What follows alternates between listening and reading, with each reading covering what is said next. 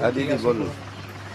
হ্যাঁ, বলুন কি আশা করছেন? ছেলের স্কুল পারপাসে আমি মানত করেছিলাম, টাকা পয়সা সংক্রান্ত। সেটা আমি যেদিন মানত করেছি সেদিন আমি রাতের বেলায় একটা পার্ট জোগাড় করতে পেরেছিলাম। তারপর ছেলে পরীক্ষা দিয়ে ভালোভাবে পাশ করে ছেলে এখন কলেজে পড়ছে। এই ছেলে আপনার? হ্যাঁ, ছেলে ইঞ্জিনিয়ারিংয়ে ভর্তি করলাম।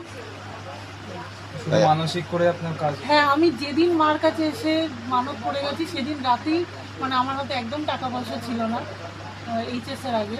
যেদিন আমি মানত করে গেছি সকালবেলা, সেদিন রাতে আমি কিছু পার্ট পেমেন্ট হাতে পেয়েছিলাম এবং মাই আমাকে তারপর কোনোভাবে জোগাড় করে দিয়েছে। জয় মা মনসা দেবী। জয় মা।